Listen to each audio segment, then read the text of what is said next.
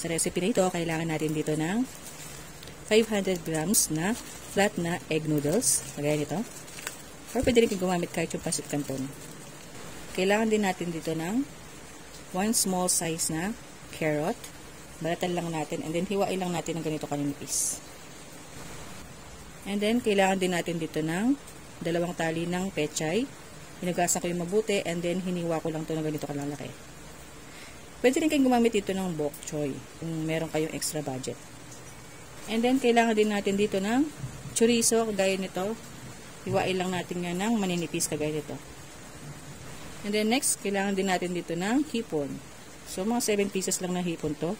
Hininis ko yan at tinanggalan na rin to ng dumi. Ayan. Gagamit din tayo dito ng hoisin sauce. Ito. Sugar, salt, and pepper to taste. Kailangan din natin ng sibuyas at ng bawang. Kailangan din natin ng chicken cube, pampalasa. Kailangan din natin ng oyster sauce, mga 1 teaspoon na oyster sauce. And then gagamit din tayo dito ng dark soy sauce, mga 2 tablespoons siguro. Gamit din tayo dito ng sesame oil.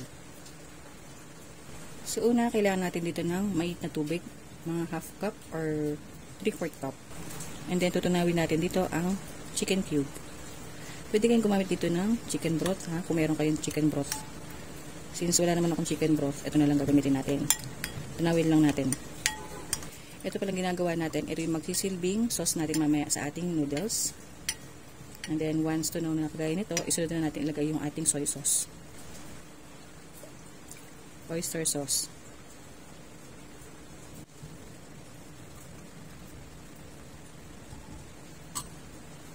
Haluin lang natin saglit. And then next, maglalagay na tayo dito ng sesame oil. At ang asukal, maglalagay na tayo. Pambalanse lang ng lasa. And then next, maglalagay na tayo ng paminta. At konting asin lang, konti lang. Pero kung ayaw nyo naman ng asin, okay lang naman hindi lagyan. Then haluin lang natin. And then, maglalagay lang tayo ng konting hoisin sauce. Konti lang. Ayan, dito lang. Then, i-mix lang natin ulit. And then, once na-mix na natin, set aside muna natin. At lutuin na natin yung ating egg noodles. And then, nagpakulo na ako ng tubig. Dito natin lulutuin yung ating egg noodles.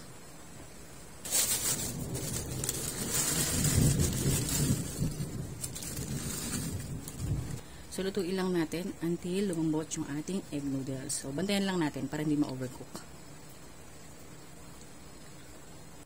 Takpan lang natin. After a few minutes, check na natin yung ating egg noodles kung luto na. So, kailangan ganito. Hindi siya masyadong overcook kasi lulutuin pa natin siya mamaya. So, okay na to. I-drain na natin yung tubig. Painitin lang natin yung kawali. Maglagay lang tayo ng konting mantika. Konti lang. Kapag mainit na yung ating mantika, ilagay na natin yung ating mga hipon. Stir lang natin sa glit. Simplahan lang natin ng konting asin at paminta para may konting lasa yung ating mga hipon. Yan, i-fry lang natin. Yung tama lang na magbago yung kulay na yung ating mga hipon. Kasi makunat siya pag overcook yung ating mga hipon. Okay. Ito palang mga hipon natin ay pang tatoppings lang natin mamaya. Pero kung gusto niyo naman mas maraming hipon, pwede niyo naman dagdagan. Okay. Ayan, malapit na sila maluto. And then kapag nag-change na yung color nila, okay na yan. Tanggalin na natin yung sa kawali. And then set aside muna natin. At sa same na kawali, dito na natin lulutuin yung ating mga chorizo. So kung ayaw naman chorizo, pwede naman kayong gumamit dito ng chicken. Diba? So yan, lutuin lang natin saglit. Siguro mga 1 minute lang. So ayan, okay na to. Tanggalin na natin yan. So dito lang. Tama lang yung luto mo. Kasi pag na-overcook to, madudurog na sila. Ayan. And then set aside muna natin. And then mag-add lang tayo ng konting mantika. Konti lang. Panggisa lang natin. Igisa na natin yung ating sibuyas. Mga few seconds lang. And then next yung ating bawang. Isa lang natin for few seconds. And then sunod na natin ilagay yung ating carrots. Since matigas yung ating carrots, so lutuin muna natin siya. So, sutayin lang natin.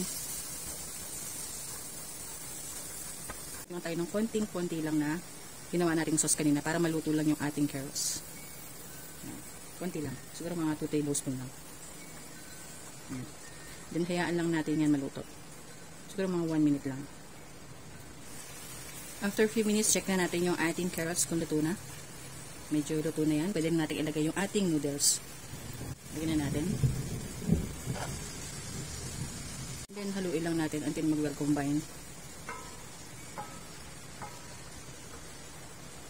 And then, once na ihalo na natin, pwede natin ilagay yung ating sauce na ginawa kanina. Lagyan natin. Unti-unti lang.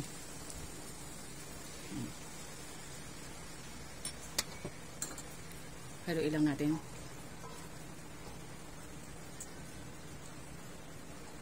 Lagyan na natin lahat yung ating sauce. And then, sunod na natin ilagay yung ating pechay. Yan. Again, pwede yung gumamit dito ng bok choy ha, kung gusto niyo ng bok choy. Pero para tipid version, medyo mahal ang bok choy ngayon, kaya pechay naman. And then, haluin lang natin.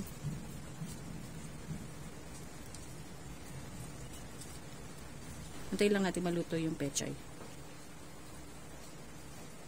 Ilagay na natin yung luto natin na hipon.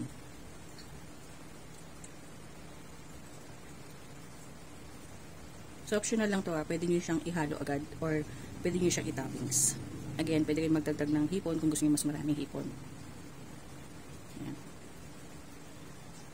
Hindi ko na kasi ililipat to. So, dito na lang yung pinaka-serving plate natin. And then next, lalagyan na natin yung chorizo. Yung chorizo, kung ayaw nyo ng lasa ng chorizo, pwede naman kayong gumamit ng chicken meat. Yan. Masarap kasi sa pansit yung chorizo. Lalo na sa mga Chinese resto, ginagamit talaga nila ito.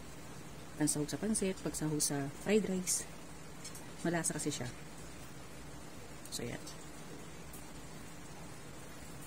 So, maglagay tayo uli ng konting sesame oil.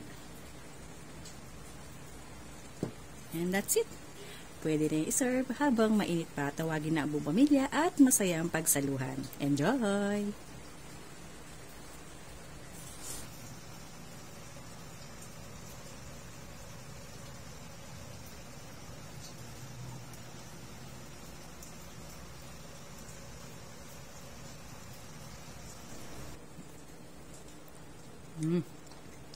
Sarap. Sarap. Tamang-tama lang yung lasa. Hindi siya maalat. Yung sauce, napakasarap niya. Napakalasa. Tapos yung nag-complement itong chorizo. Yung lasa niya nag-complement dun sa pansit. Ang sarap talaga. Try nyo ito guys.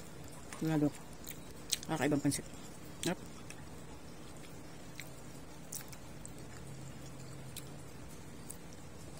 Yep. Para siguro I suggest, damihan yung hipon. Ang sarap ng hipon. Kung may budget, nagtagay nyo na lang.